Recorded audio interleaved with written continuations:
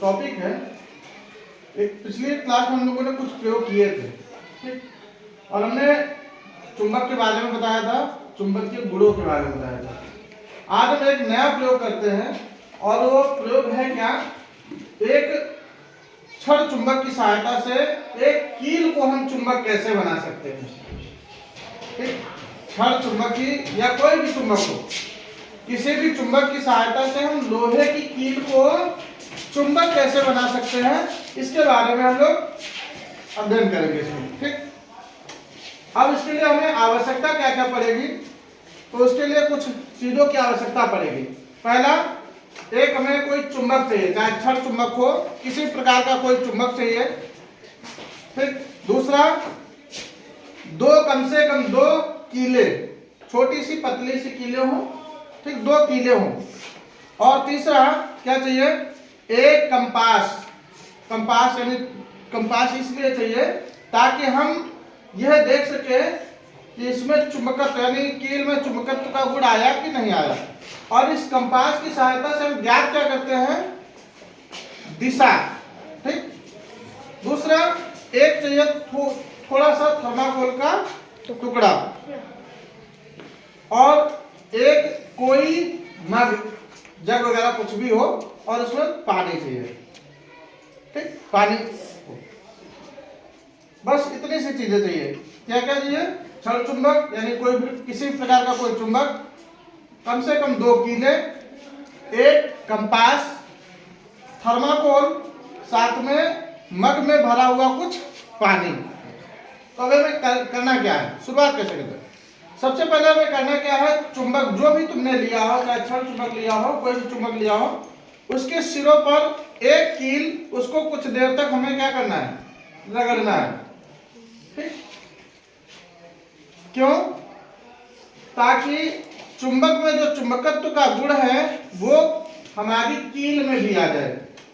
और इससे अच्छा ये बताओ किस प्रकार का चुंबक बनके तैयार होगा, किस प्रकार का इससे चुंबक बनके तैयार होगा। हमने चुंबक बताए थे प्रकृति के आधार पर दो प्रकार के, एक स्थायी चुंबक, दूसरा अस्थायी चुंबक। एक स्थायी चुंबक में हमने बताया था कि जिसमें गुण निरंतर यानी स्थायी रूप से बना रहता है, और एक बताया था हमने अस्थायी चुंबक जिसमें चुंबकत्व का गुण कुछ समय के लिए आता है। तो इसकी सहायता से ये अस्थायी चुंबक बनेगा। ठीक, तो हमने जैसे छड़ को रगड़ यानी कील को रगड़ दिया, अब आके हम देखते हैं क्या इसमें कुछ चुंबकत्व का गुण आया या नहीं। तो इसके प्रयोग के लिए जो हमने दूसरी कील ली थी उसके पास हम लेके जाते हैं। ये देखिए एक हमारी कील है, तो हम इसको उठा के देखते हैं क्या इसमें ये चिपकती है।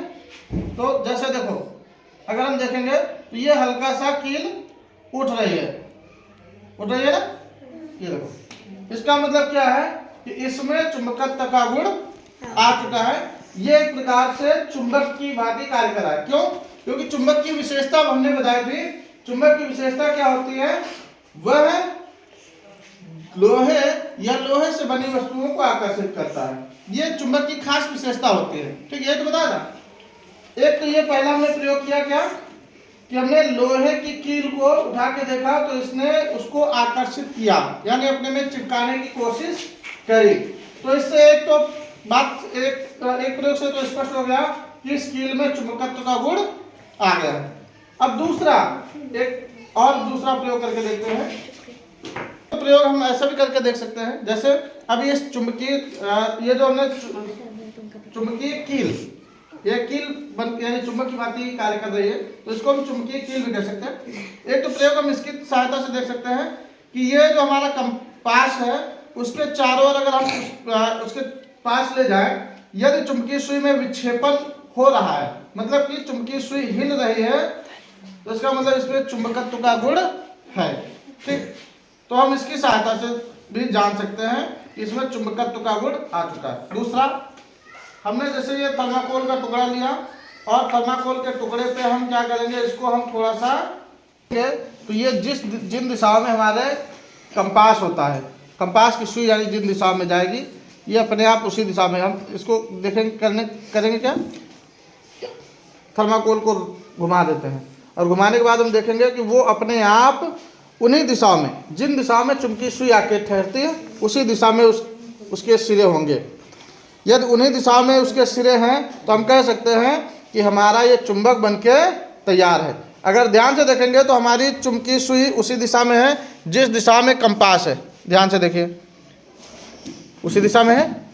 तो इसका मतलब क्या है कि हमारी जो कील है वो पूरी तरह से चुंबक बन चुकी है, पूरी तरह से चुंबक बन चुकी है, और वह चुंबक के जो गुण होते हैं उन सभी गुणों का पालन कर रही है।